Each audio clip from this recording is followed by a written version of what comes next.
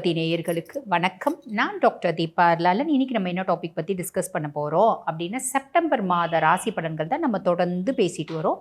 அந்த செப்டம்பர் மாத ராசி பலன்கள் வரிசையில் இப்போ என்ன ராசியை பற்றி பேச போகிறோம் அப்படின்னா, மகர ராசி அன்பர்கள் உங்களை பற்றி தான் பார்க்க போகிறோம். மகர ராசி அன்பர்கள் உங்களுக்கு பிளானட்டரி பொசிஷன் இந்த மாதம் எப்படி இருக்குது அப்படின்னா, 2ஆம் பாவம் தன குடும்ப வாக்குஸ்தானத்தில் ராகு. தனஸ்தானத்தில் ராகு ரொம்ப நல்லது. காசு, பணம், வசதி, மணி இதெல்லாம் தாராளமாக வரும். அதில் எந்த டவுட்டும் இல்லை.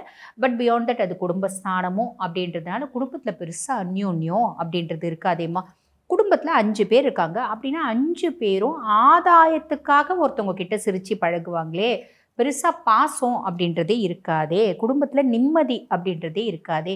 இதெல்லாம் நீங்கள் கேட்குறீங்க அப்படின்னா ஒரு விதத்தில் அது ஆமாம், ஒரு விதத்தில் இல்லை. எந்த விதத்தில் ஆமாம்? இதெல்லாம் உண்மைதான். ஆனால் எந்த விதத்தில் இது இல்லை?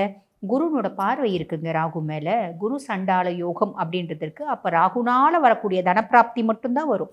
ராகுனால் வரக்கூடிய வசதி, வாய்ப்பு, அந்தஸ்து இதெல்லாம் மட்டும்தான் வரும். இப்போல்லாம் காசு பணம்லாம் இருக்குது அப்படின்னா கூட ரொம்ப எதுவுமே தெரியாதவங்க கூட பெரிய ஆளாக மதிப்பு மரியாதை அப்படின்றது தானாக வந்துடுது இல்லைங்களா? அதெல்லாம் வரும். பிரச்சனை அப்படின்றது வராது. காரணம் என்னென்னா குருனோட பார்வை இருக்குது.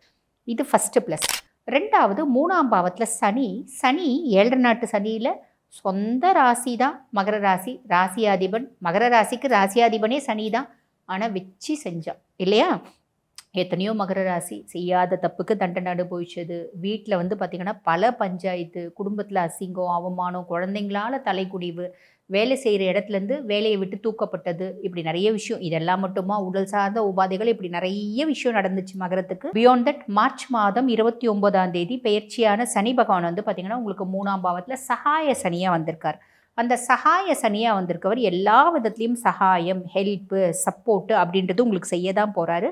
அது ஒரு பெரிய ப்ளஸ் தான். ஆனால் அவர் தான் இப்போ வக்ரகதி அடைஞ்சிருக்காரேம்மா அப்படின்னா, வக்ரகதி அடைஞ்சு இருந்தாலும் நவம்பர் 27ஆம் தேதி வக்ர நிவர்த்தி அடைய போகிறார். நிவர்த்தி அடைஞ்ச பின்னாடி அவர் என்னென்னலாம் நற்பலன்கள் உங்களுக்கு கொடுக்கணும்னு பிளான் பண்ணாரோ அந்த பிளானை கரெக்டாக ப்ராப்பகேட் பண்ணுவார். ரொம்ப இன்டென்சிஃபைடாக நல்லது அப்படின்றது கொடுப்பார். ஸோ அது கவலைப்படணுன்ற அவசியம் இல்லை. அது ஒரு பெரிய ப்ளஸ். அதுக்கும் மேலே அவர் வக்ரகதி அடைஞ்சிருக்க காலகட்டத்திலையும் அவர் எந்த பாவத்துக்கு அதிபனோ அந்த பாவம் சம்மந்தப்பட்ட ஆழ்மனது ஆசைகள் அப்படின்றதுக்கு பார்த்தீங்களா, உங்கள் சுயஸ்தானத்துக்கு அவன் தான் அதிபன். அதே மாதிரி உங்களோட 2ஆம் பாவத்துக்கும் அவன் தான் அதிபன்.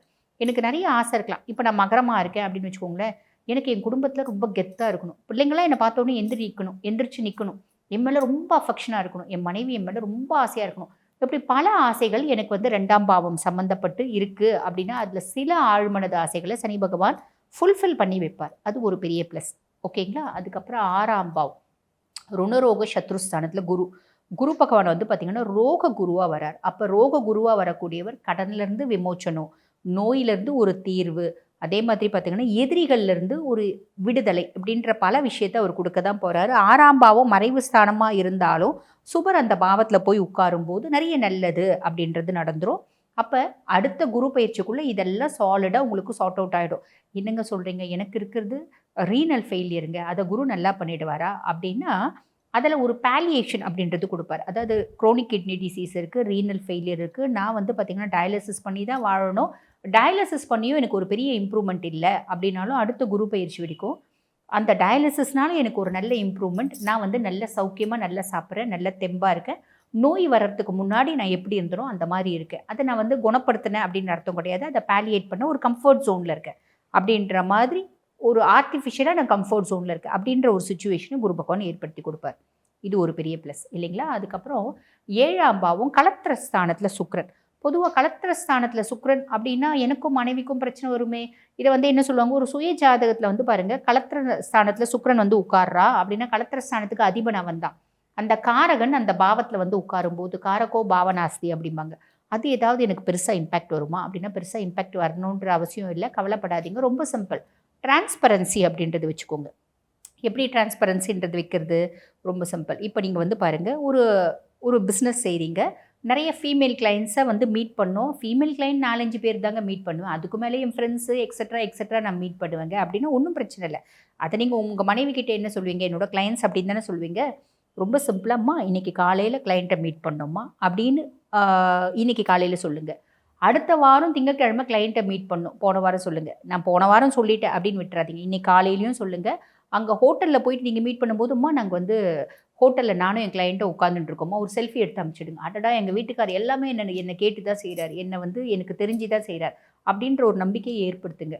அப்போ நாங்கள் எது வேணால் செஞ்சுட்டு இந்த நம்பிக்கையை ஏற்படுத்துமா அப்படிலாம் கேட்கக்கூடாது. முடிஞ்ச வரைக்கும் நம்பிக்கைக்கு பாத்திரமாக நடந்துக்கோங்க. அதுக்கும் மேலே நீங்கள் நிறைய விஷயத்தில் இருக்கீங்க அப்படின்னா அட்லீஸ்ட் நம்பிக்கையாவது ஏற்படுத்துங்க. ஃபேமிலியில் பிளவுபடாமல் இருக்கும். இது ஃபஸ்ட்டு விஷயம் ஞாபகம் வச்சுக்கோங்க. நிறைய மகர ராசி அன்பர்களுக்கு எக்ஸ்ட்ரா மேரிட்டல் வரத்துக்கான வாய்ப்பு அதிகம் உண்டு. செப்டம்பர் மாதம் 14ஆம் தேதி வரைக்கும் ஆல்ரெடி அதில் ஓடின்னு இருக்குமா, அது என்ன பண்ண முடியாது, உங்களோட ஆப்ஷன். நிறைய பேர் ரிலேஷன்ஷிப்பில் மூவ் ஆன் பண்ணுறதுக்கான வாய்ப்பு உண்டு. ஆல்ரெடி நான் ரிலேஷன்ஷிப்பில் இருக்கம்மா, எனக்கும் அவங்களுக்கும் குடும்பி அடி சண்டை இருக்குது, அதில் வந்து திருப்பி பேச்சப் பிரேக்கப் ஆகிட்டும், திருப்பி பேச்சப் ஆகிறதுக்கு வாய்ப்பு உண்டு. அதே பர்சனோட பேச்சப் ஆகலாம், இல்லைனா புதுசாக ஒரு பர்சனோட பேச்சப் ஆகலாம். சின்ன பசங்க லவ் பண்ணுறதுக்கான பிளான் பண்ணிகிட்ருக்கோம். நாங்கள் இது வரைக்கும் பல முறை லவ் பண்ணிட்டோம், இப்போ புதுசாக இன்னொரு பிள்ளையை லவ் பண்ணுறதுக்கான வாய்ப்பும் உண்டு. இதெல்லாம் வந்து பாருங்கள், இந்த 7ஆம் பாவத்து சுக்கிரன் ஒரு ஏற்படுத்துவான், ஒரு ஆப்போசிட் ஜெண்டரோட அட்ராக்ஷன் அப்படின்றத ஏற்படுத்தும். அது வந்து இந்த ஃப்ரெண்டு அப்படின்னு சொல்கிறதுக்கு இல்லை, இப்போ அதுக்கும் முன்னாடி ஒரு வார்த்தை சொல்கிறாங்க பார்த்தீங்களா, பெஸ்டி, க்ரஷ், என்னென்னவோ சொல்கிறாங்க பார்த்தீங்களா, அந்த மாதிரி வார்த்தைகள்லாம் வரலாம், நிறைய பேருக்கு வரத்துக்கு வாய்ப்பு உண்டு அப்படின்னு சொல்லலாம். இது செப்டம்பர் மாதம் 14ஆம் தேதி வரைக்கும். செப்டம்பர் 14 இந்த 7ல் இருக்க சுக்கிரன் 8ல் போயிடுவான். இந்த மாதிரி செய்யறது, நான் வந்து எக்ஸ்ட்ரா மேரிட்டல் அஃபேர் வைக்கிறேன், பெஸ்டி வைக்கிறேன், நான் வந்து க்ரஷ் வைக்கிறேன். க்ரஷ்ஷு பிரச்சனை இல்லை, ஜஸ்ட் ஒரு எண்ணம் தானே உங்கள் மேலே, அது பிரச்சனை இல்லை. நான் ரிலேஷன்ஷிப்பில் இருக்கேன், இதெல்லாம் இருக்கீங்கன்னா மாட்டிக்கிறதுக்கான காலகட்டம் அப்படின்னு அர்த்தம். அப்போ செப்டம்பர் 14க்கு மேலே செப்டம்பர் மாதம் முழுசும் உஷாராக இருக்கணும். முடிஞ்சால் பேசாமல் பார்க்காம பழகாமல் இருங்க, ஓகேங்களா? இருக்கிறீங்க அந்த காலகட்டத்தை ஓட்டிடுங்க, இல்லைன்னா சாலிடாக நிறைய பேர் மாட்டிப்பீங்க வீட்டில் அப்படின்னு அர்த்தம். இது வீட்டுக்கே தெரியுங்க அப்படின்னா அதை பற்றி நம்ம பெருசாக கவலைப்பட வேண்டாம். உங்களுக்குள்ள ஒரு முறிவினை அப்படின்றது ஏற்படுறதுக்கான வாய்ப்பு உண்டு. இது after September 14 to complete September மாதம் முடிகிற வரைக்கும் இந்த மாதிரி பெண்கள் விஷயத்தில் கவனமாக இருந்துக்கோங்க. இப்போ ஜென்ஸுக்கு நீங்கள் சொன்னது ஓகே, லேடிஸ் எங்களுக்கு நீங்களும் பெண்கள்கிட்ட கவனமாக இருக்கணும். நீங்கள் ஒரு கன்சர்னில் வேலை செய்கிறீங்க, உங்களோட ஹையர் அஃபிஷியல் ஒரு லேடி அப்படின்னா, ஒரு உங்களோட டீம் லீடர் லேடி அப்படின்னு வச்சுக்கோங்களேன், அவங்கக்கிட்ட ஆமாம் சாமி போடணும், இல்லைனா வந்து பார்த்திங்கன்னா காலில் விழுந்துடணும். கொஞ்சம் முறைச்சிங்க அப்படின்னா உங்களை போட்டு தள்ள ட்ரை பண்ணுவாங்க. ஸோ இந்த விஷயத்தில் கவனம் அப்படின்றது வச்சுக்கோங்க. அதுக்கும் மேலே 8ஆம் பாவத்தில் வந்து பாருங்கள், சூரியன், கேது, புதன் இணைவு அப்படின்றது இருக்குது. அப்போ என்ன ஆகும், நான் ஓவர் கான்ஃபிடென்ட்னால ஆஃபீஸில் ரொம்ப முக்கியமானவங்கள பகச்சிக்கிற மாதிரி சூழ்நிலை அப்படின்றதும் ஏற்படும். நிறைய பேருக்கு கண் சார்ந்த பிரச்சனை, ஒற்றை தலைவலி, இந்த மைக்ரைன் அப்படின்னு சொல்லுவாங்க பார்த்தீங்களா, ஒத்த தலைவலி, இருதயம் சார்ந்த பிரச்சனை, நரம்பு சார்ந்த பிரச்சனை, இன்ஃபெக்ஷியஸ் டிஸார்டர்ஸ். ஆல்ரெடி எனக்கு டயபெட்டிக் இருக்குது, அது கொஞ்சம் இன்னும் ஃப்ளக்சுவேட் ஆகிடுச்சு, இன்டென்சிஃபைட் ஆகிடுச்சு. ஆல்ரெடி ரொம்ப நாளாக டயபெட்டிக் இருக்குங்க, திடீர்னு Kronig kidney disease, kidney problem நோக்கி போச்சு. இந்த மாதிரிலாம் நிறைய பேருக்கு வரத்துக்கு வாய்ப்பு உண்டு. ஸோ ஆரோக்கியத்தில் கவனம் அப்படின்றது வச்சுக்கோங்க, ரொம்ப சிம்பிள். அதுக்கப்புறம் 9ஆம் பாவத்தில் வந்து பார்த்திங்கன்னா செவ்வாய் செப்டம்பர் மாதம் 13ஆம் தேதி வரைக்கும் பாக்கியஸ்தானத்தில் செவ்வாய். நிறைய மகர ராசி அன்பர்கள் வீடு வாங்குறது, வீடு ரெஜிஸ்ட்ரேஷன் பண்ணுறது, சொத்து பத்து வாங்குறது, இந்த மாதிரி நிறைய ஆப்பர்ச்சுனிட்டிஸை செவ்வாய் ஏற்படுத்தி கொடுப்பாரு. அது ஒரு பெரிய ப்ளஸ் அப்படின்னு தான் சொல்லணும். அதுக்கப்புறம் செப்டம்பர் 15 வந்து பாருங்கள், 8ஆம் பாவத்துலேருந்து புதன் தனிச்சு வந்து கன்னி வீட்டில் உச்சம் பெற்று உட்கார்றார். செப்டம்பர் 16 புதனுக்கு பின்னாடியே சூரியனும் வந்துடுவார்.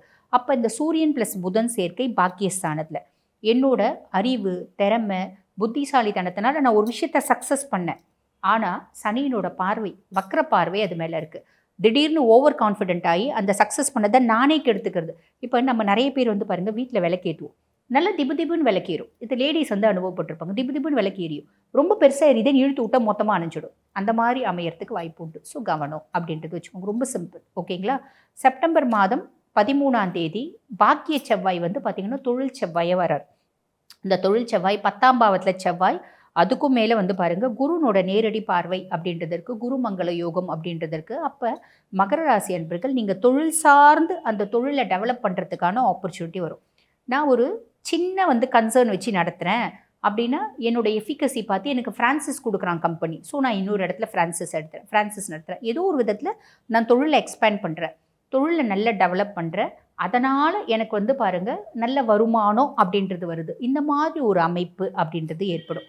சரி, இப்போ நீங்கள் இந்த செப்டம்பர் மாதம் என்னென்ன பாவத்தில் என்னென்ன கிரகங்கள் இருக்காங்க, அதுக்கான என்னென்ன பலன்கள் அப்படின்றது சொல்லிட்டீங்க. எந்த விஷயத்தில் கவனமாக இருக்கணும், பெண்கள் விஷயத்தில் கவனம் அப்படின்றது வச்சுக்கோங்க. Love, relationship, bestie, friend. ஒரு சிலர் சொல்ல கேள்விப்பட்டிருக்கேன், ஃப்ரெண்டுக்கு மேலே லவ்வுக்கு கீழே அப்படிம்பாங்க. அது என்னவோ தெரியாது, இதெல்லாம் இருக்குது அப்படின்னா அதில் கொஞ்சம் கவனம் அப்படின்னு வச்சுக்கிறீங்க அப்படின்னா பிரச்சனையே இல்லை. இந்த மாதம் இனிய மாதம் அமையும். வாழ்த்துக்கள். இப்போ நான் சொல்லியிருக்கிறது வந்து பார்த்தீங்கன்னாங்க உங்கள் ராசிக்கான பொதுவான பலன்கள். இப்போ இந்த பதிவை பார்த்துட்டு இருக்க நிறைய மக்கள் வந்து பாருங்கள், என்னோடய வாழ்க்கையில் பல முக்கியமான விஷயங்களை முடிவெடுக்கும் தருணத்தில் இருக்கேன், அதனால் என்னோடய சுய ஜாதகத்தை நான் அனலைஸ் பண்ணிக்கணும், இல்லை இப்போத்திய ப்ரெசண்ட் இந்த பிளானட்டரி பொசிஷன் எனக்கு எப்படி இருக்குது அப்படின்னு நான் அனலைஸ் பண்ணிக்கணும். என்ன காரணமாக இருந்தாலும் உங்கள் சுய ஜாதகத்தை நீங்கள் அனலைஸ் பண்ணிக்கணும் அப்படின்னா, நான் பேசிகிட்டு இருக்கும்போது என்னோடய வாட்ஸ்அப் நம்பர் கீழே டிஸ்கிரிப்ஷனில் கொடுத்துருப்பாங்க. அந்த நம்பருக்கு கால் பண்ணி அப்பாயின்மெண்ட் ஃபிக்ஸ் பண்ணி என்கிட்ட பேசிக்கலாம். தேங்க்யூ.